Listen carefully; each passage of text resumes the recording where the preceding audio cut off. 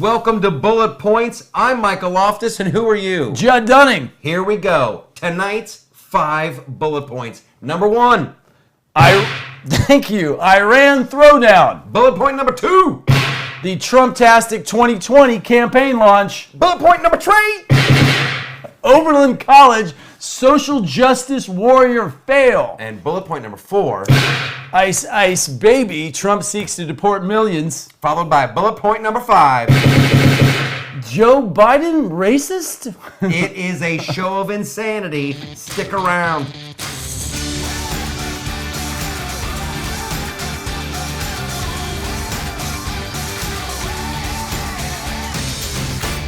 Okay, you guys know how this works. We've got 5 big topics. We will have a wild card. We shall. It's 2 minutes per topic. We are flying through this evening. I am high on Red Bull and life. What do you got going on? I got 24 minutes. It feels like 18 minutes weekly. That you have to edit. Okay, we're going to do it. All right. Bullet point number 1 is what? The Iran drone drop, the Iran conflict. So Trump is ramped up, almost went to the brink with Iran, and then a rational rollback, Michael. It did get dicey. So put 2 minutes on the clock. Let's dive in. All right. What are your thoughts? So listen, I think what's most interesting about Iran right now is that Trump, I took off the glasses. Took off the glasses. I don't need the notes. That's how good it is. No, I mean, Trump came out really positive and said that Iran is going bust. I mean, his strategy is working. But after 2 tankers were bombed in the Straits of Hormuz, and now we have an unmanned drone that was shot down, Trump basically said, hey, what's the collateral damage? Everybody wanted to ramp up. Everybody was anti-Hawk. They're pro-Hawk. And then the liberal news was just flipping all over the place. He's too aggressive. He's too passive. Yeah. And then today he said, hey, 150 people are going to get killed for an unmanned drone. It's disproportionate. I don't want to go to war. And I have more to say about that. Michael Loftus. I think it's awesome. Trump's like, we had our boys ready to go, and then I thought about it, and no. That's great. You know what that is? Yeah. That's one of those moves. It's true. Seriously, that's the presidential, huh? Right. What do you want? You feeling froggy? Huh? And he took the moral high ground. He's like, you know what? It's a drone. It's a drone. We'll buy more drones. Yeah. I don't want to see the loss of life. Yeah. I don't want to see the loss of life. I don't want the Chinese, and I don't want the Russians coming in here. I don't want oil to go up, But right? now you Iranians know. Here now you know. You do it again. That's right. Boom! And he'll be on it. He'll be on it. We got aircraft carriers standing by. Listen, we would mess up Iran so bad.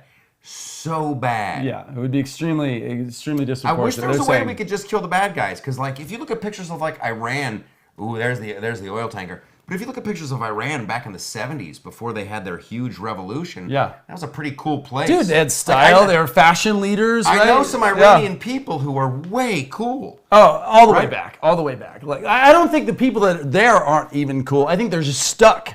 I mean, really. I mean, would you say? I mean, Arab Spring was blown in Iran. It was blown in Egypt. I mean, it was blown in Turkey. Oh, we don't have to fight with Iran in order to win this war. Just watch. We are flying through the show. Woo! I'm laughing and coughing. All right. Bullet point number 2 is, what's the topic, Judd? Bullet point number 2 is the Trumptastic campaign launch, as well as Trump being on the cover of Time. That is bullet point number 2, Michael Loftus. All right, 2 minutes on the clock. Give me a starting gun sound. Oh, we're getting good at that. It's getting very good. It's getting very good. It is. Hey, I loved it. He raised a lot of dough. 24.8 million in one day, set a record. Boom. Yeah. Nice. Thank you very much. A little long, but good. I liked it. That was a good effect. Listen, it's almost as if people voted. It's like you see all these polls, like, oh, Biden's leading the polls. Well, he is. Biden made like $9 million. So he's the leader among Democrats. Right. And then Trump is like 24 million. And I think that's going to be, day. I hope that will be how the 2020 election goes too. Listen, I don't believe polls. I don't believe any of it. I don't believe the sampling. I don't think you can talk. You can't even discuss polls after the debacle of 2016. Yeah. But I understand money. I understand that, and that's like a real vote. And people really voted for Biden to the tune of $9 million. Yeah. And a lot of that's corporate money. but people voted for Trump 24 million. But Biden is Trump is going to definitively fall. Biden is going to definitively fall apart. I mean, look at his vanilla track. We're going to get to that later. Biden coming up later. So I would just say, I mean, Trump is also he's a pragmatist. He's aware, and he said, he's betting on himself. But Michigan, Pennsylvania, Wisconsin, he barely won. He hasn't cracked the popular vote. It's on, at least as far as the Gallup polls. So it's really going to be about turnout. More than ever, Republicans have to come together to push this guy through. I personally love his job performance. He's been the best president since Reagan for me. And I mean that. We can say that genuinely. Sincerely, right? Because it's actually, now we're 4 years in, right? So. And it's too funny. It's like the same thing that they said about Reagan. They're saying about Trump to like a whole nother level. Yeah. Can you imagine if Ronald Reagan would have had Twitter? That would have been the best. It probably wouldn't have been as exciting, though, right? I mean, it's 7 a.m. I'm up now, and I think I'll send a little tweet. Trump's in the middle of the night. Like, I don't think the guy sleeps like 4 or 5 hours. But, catch us on After Points. It was a great kickoff to the campaign. All right, we got bullet point number 3 coming up. Dropping a tray. What do we got? What do we have? So I love this story. Each week we try to jump in and do something about the courts and about free speech in America, not just your mainstream news. And this is about the social justice warriors at Oberlin College getting tagged with $33 million worth of punitive damages because there were a couple, well, let's start the clock. So let's put 2 minutes on the clock. Boom! And talk about the Oberlin College Gibson, what is it, a pharmacy or an Gibsons Bakery. It's been owned for generations. Yeah. So you know a little bit about this. Go ahead. I know. Here's a little background. Some young people decided they deserved some free stuff. Yeah. They did some shopping. And they happened to be Black Americans. Yup. And I tell you what, red, white, purple, I don't care. You steal, somebody's going to tackle you. Right. Hopefully. So the social justice warriors went crazy. Gibson's like, hey, we're not prejudiced. We're just stopping shoplifters. And the students, they were like, we're going to protest. And then the university's like, we're going to pile on and not buy and stuff. shut down their business. Yeah. Shut down their business. It's the rule of law has stand up, and boy, look at that. There's the whole Gibson family right there, and now Oberlin doesn't want to pay. Right. We weren't doing this. This is awesome. Hey, listen, you guys, your actions have consequences. This is a great on the college level too, which is the best part. The college got held responsible for its body. Pay up. Yeah, finally. Pay up. Pay up. Pay up. In Ohio, where you're from. Absolutely. Yeah. I've spent time on the campus of Oberlin. It's a beautiful campus, and listen, this is a great lesson for the young social justice warriors who are wrapped up in their beware of righteous anger, everybody, and actual justice. Yeah, and there you go. You thought you were right, and you were wrong. I forget who said this, but it's another great thing to live by. When you find yourself in the middle of an angry mob, take a deep breath. What are you doing there? Yeah. What are you angry about? And this is how people get hurt. Yeah. And it's a harsh lesson. In business too. They're gonna learn their lesson. Yeah, they will learn their lesson. And later, I'll just throw any accent to ride Michael. Michael has like 50 accents, so I'll just throw these amalgams in. But I mean, one of the rules in life is he who gets angry loses. It's the opposite of the social justice warrior code. It's like outrage means constitutional law. Right? Thank you. Oh, that's 2 minutes. I just want to point this out. Old man Gibson, he's got a neck brace on. That's how bad it was. He was laughing so hard he hurt his neck. He's like, $33 million. 33! Way to go, Gibson family. Are we on bullet point number 5? We are moving, baby. Boom. No, 4. 4. Yes. I can't count. Yeah, nor can the guy that wrote those the outlines. Okay. All right. Bullet point number 4 is what? I got Ice Baby up on the screen. Ice Baby, which is an homage to our era, but Trump is activating ICE, and he didn't even warn them like 24 hours before it. He's like, we're going to get rid of millions of illegal immigrants this Sunday. Yeah. And that's Sunday. Don't be at the border.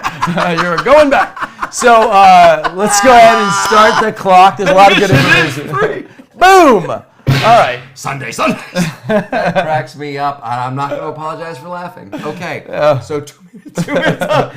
Immigration is a joke right now. 2 minutes on the It's a clock. law. All right, okay, there we go. Don't shoot too much at the border. I think that was like tone it down. Tone it down. Those were aimed. All right, hey, those are bullets. Those hurt. It did. All right. My heart. So anyway, ramping it back up. Single tear. So single tear. So, but not tattooed. So they will be. Trump said they'll be removed as fast as they come in. Millions of illegal aliens who have illicitly found their way. Now we peaked in May. 140,000 people came across the border. 5,000 were apparently had like measles or serious contaminations, that there were diseases that weren't able to be. There's a CDC loophole. Okay. 1,000 people at the border. It's getting out of control. What are your thoughts on him kicking these people out of the country? Okay, great. I think that actually what Trump is doing is he might be taking on the court's single judge ability to shut down the nation itself. That's one of the theories that's been out there. I think that, you know, he's trying to set the tone for a new election, and I think, you know, continue to do what he needs to do. Well, there's a lot of it's really dicey. Clean up the nation. It's really scary. But listen, Yale did a study. We got 22. Everybody used to say we had 11 million illegal immigrants. They now, Yale, this is Yale's numbers. This is a liberal college. Right. It's 22 million. So it's out of control. So unfortunately, I think this is to me, it's like a scare tactic. It's like telling people who are in caravans on their way in, like, hey, we're kicking these people out. Right. Which you just did, by the way. $370 million he pulled away from Guatemala and El Salvador this week at the same time. I think you got to do it. You got to do it. And, well, I don't want to get to the citizenship question on the census, but like, yeah, you're here illegally. You've broken a law. That has to mean something. That has to mean something. Yeah. There is going to be a great weeping and gnashing of teeth. Heads are going to explode. Oh, you Judeo-Christian, people are going to be losing their minds. Because, like, here's what I don't know, but, like, what's the cutoff point? Like, if you're an illegal and you've been here for 2 years, do you still get deported? Because, like, people have already set up lives. And that's the thing. It can't be a joke. You can't expect to break into a country and stay there forever. Law is law is law. By the way, we're going to do an episode on hell, since you referenced the biblical gnashing of teeth and weeping. Oh. We should do a special bullet point on hell. We will. We are legion. Okay, moving on. We got a lot of ice pictures. I love it. Ooh. Now we're on bullet point number. Yes. I like the Border Patrol agent with the hot crust buns. You like that? She got a bun. Right. I like that at night too. She comes home and she's like, dink. Yeah. I like that. Oh! The production value, the production value. Weekly. How is this show free? All right. Bullet point number 5. Not for long. Right. Bullet point number 5. Well, I think you have to get the last slide. Last slide is, let's not forget how many good, hardworking Latinos are pro-Trump and want a secure border. Moving on. There's so many, they have a sign. All right. Oh. Woo. All right, here we go. Right, bullet point number 5. We got Joe Biden. What's the title of this one, Judd? I hope it's long. Joe Biden's racist dog whistles seem to be backfiring. Keep it going. Yeah, thank you.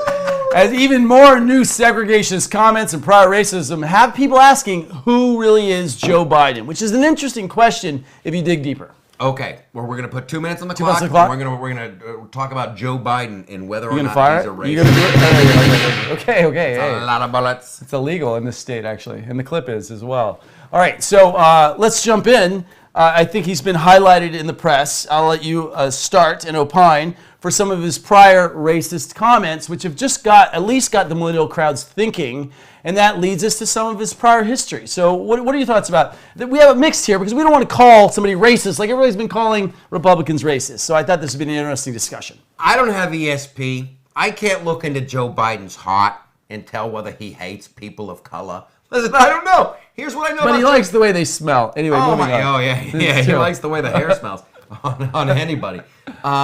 Joe Biden's a career politician. Right. If you look at, he voted on this kind of busing issue back in the 70s. Yeah, because the polls, he's not a visionary. He reacts. He's like, the polls say this. That's how I'm going to vote. He has no vision. He's never had a vision. He doesn't have a backbone. Vanilla. I can't even say vanilla. He is nothing. You're fired.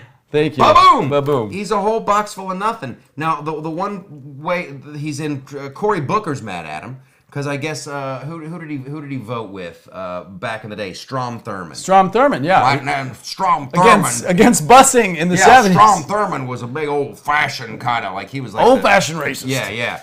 So, but yeah, Joe Biden, and this is what I like. That Joe Biden's like, yeah, this guy was a horrible racist guy, blah blah blah. But we could work together to get X done. I think that's awesome. You don't throw the baby out with the bathwater. Where can we work together? So that you're talking about in the 70s, though. Yeah. I mean, he worked with him, but he still fought on the side of segregation, which is real history at that time. Now, I'm sorry, we discussed this before the show. How does anyone ever conceive the positive nature of segregation? I mean, it wasn't his elitist fabric at that time. I can make a philosophical argument on the other side of that. Go.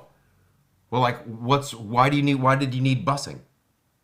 Why do we need busing? Yeah, why did you have to take kids from these neighborhoods and put them into those neighborhoods? Couldn't you just make the schools better? Yeah. Isn't society better when a kid could walk to school? Okay, I absolutely agree. I absolutely agree with that. So there's that kind of thing. Right, but didn't he fall predominantly on the segregation level? He wanted to slow it down when he was working with Strom.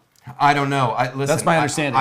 I believe in the goodness of people, and I think that when the government forces its will onto people, we are going to make you do this, right? Whether you want to or not, we're going to make you do it. Because he was opposed to busing, is what you're saying. I agree. You're trying to say keep it in the school. People automatically go, ooh, and they want to fight back, right? Because we're independent creatures and we like our own personal liberty, right? And when the big brother tells us to do something, I think there's a big part of a lot of people who are like, how dare you tell me what to do? And then you're creating dissent. Then you're actively making a problem worse. So let's wrap on this because this is a little bit important. So a 15-second extension. Later on, he was for some laws that created mass incarceration of black Americans. Later in life, he's been an elitist about the immoral, certain people he wanted to clean the streets with, right? So if you look at that theory in the Democratic base, which says they are for the everyman, the truth is, as we know, is they're often not for the everyman if you dig deeper. So is Joe Biden an elitist is a better question. Because I don't like calling people racist. Sometimes people just acknowledge the difference in people, their preferences, and you're labeled a racist. I don't think from the right we should buy into this run on Biden. I think he's vanilla and he's going to fail anyway. Yeah, I think he's a career politician at best. At best. All right, good. I appreciate the philosophical delving. Woohoo! Woo! All right, let's do some promos. All right. Judd, I guess you've got some bragging to do. I am. Your book. You're already in some crazy next level phase. Well, by deconstructing a book, you have to now recopy edit everything, all the notes and the footnotes, etc. What's that phase called? called? Bibliography. We're in copy editing right now, and we're refining the bibliography. I think we're back, and we're getting close, Michael Loftus. That's good. Moving on to you. Have exciting. Thank you. It is exciting. Exciting. It'll be and perfectly. At the same time, I will say, big surprise on this show. Mike and I have been working for a long time with a really talented guy from over at Fox Studios. Does pardon the interruption, does a lot of big television shows, and you're going to see our new graphics package maybe on this show here. So stand by, BulletPoints Nation. Maybe you've been watching it this whole time. Maybe it's already happening because it depends how quickly we can get it done. Or maybe not. All right. I'm proud. Pleased to announce that the MAGA Country Comedy Tour, we're going to be hitting the Improv in Orlando on July 10th. Then we're going to do the Tampa Improv on July 11th. It's myself, it's Brian Hayner, it's Reno Collier. It's an amazing show. It's MAGA country comedy, way deep in MAGA country. Boy, that Trump rally the other day down in Orlando, huge. I want all those people to come out and see a show. Now, Terrence, is he going to be back with you guys, or how's his health? We will see. Terrence is doing good. Terrence is doing good. We'll see what happens there. There's a lot of talented folks out there. Michael Loftus, where can they see your show? You've had a couple great videos at theloftusparty.com. I've been watching. Oh my gosh, theloftusparty.com. This is the best website on planet Earth. I agree. Really. We haven't launched ours. No, some days I look at it and I'm like, well, this show is there. This show is there. Bullet Points is there. We've got incredible stuff. Music reviews, there's TV, there's pop culture. Your whole culture now can contribute to the website as well, right? Absolutely. And you guys can contribute too. Go to theloftusparty.com, sign in, comment on stories, and then you can start posting. And tell people about our show, because I want to just say once again, thank you, Facebook, for not, I mean, because we have so much Trump and so much Republican in this, if you're one of our fans, so important to share the show, because the social media web is tough to get through. You have to get validated like 6 or 7 times. So share the love. It's a numbers game. The more shares there are, the more comments there are. That helps us beat the algorithm. Rage against the machine. Okay, so now we're going to get into our wild card. We are. Which I'm sure is going to be wild. I don't like the picture. What do you mean? I don't like the picture I'm looking at. I'm watching. This is Trump and the moon. This is awesome. There's an outer space land rush. You're going to love it. Now, I did it mostly because I wanted to show that Trump and the moon, which is awesome. Give me the next slide. Trump and the moon. Again, and we could talk about the specifics. There's some space treaties. There's some moon rush. People are trying to buy Uranus. What do you think? No. Listen, I'm into the. I like the moon. I like the moon. I like that we're going to build a city there. I like that we're going to go to Mars. That is not what I'm thinking about for a wild card. I want the alternate. No, I'm going to go with the. I'm going to keep going. I'm going to go with that's Whoopi Goldberg and Bella Thorne. Catch the moon next week. Yeah. Okay, so here's what happened with this is great. Holy smoke. Bella Thorne, I took my power back. So she was taking some this is a wild card, ladies and gentlemen. Indeed. This is what we should expect. So but she took some selfies, some little nude selfies. Right. And she was gonna send them to her special someone, her boyfriend, her girlfriend, I don't know. Right. And someone hacked her phone. They got the photos, and they're like, "Was it the phone or her account online?" Or I don't know. But they somehow got in possession of the pictures. They were kind of holding them over her head, and she just went "I'm gonna release them myself. I'll do it myself. That way, you don't have power over me." And then Whoopi Goldberg was shaming Bella Thorne. Yeah, so. It's your own fault. You shouldn't have done it. It's 2019. Didn't you know, honey? Right, yeah. And listen, there's only one person to blame. I actually wrote about this at theloftusparty.com. Yeah, there's one person to blame, and that's the dude who stole the pictures. Listen, he's ruining it for everybody. I think it's awesome. Listen, you can't, he really is. Go Pine. No, seriously. Somewhere right now there's a dude who's on the phone to his girlfriend who sent me a little something. She's like, I don't know, Bella Thorne got hacked and Whoopi says I shouldn't. And it's sexy. It's hot. It's what you do. It's the 21st century. Right. And you can't just blame, everyone's going to get hacked on the internet. Every piece of technology is bad. What, you don't bank online? Right. So if you get stolen from online, phone sex must be dead. I mean, now there's a visual aid. You're texting and look. I mean, I don't know because I'm married, but now you send a picture and you talk. I mean, it's got to be awesome. I have to imagine it is. And it's dick. I want to know who stole these pictures from her. Yeah. You jerk. You dork. Why don't you go get a girlfriend and try to talk her into sending you nudes? Because you loser. Red blood. We like to end on I have your pictures. I have your pictures. You're ruining it. Shame on you. Life in prison, no parole.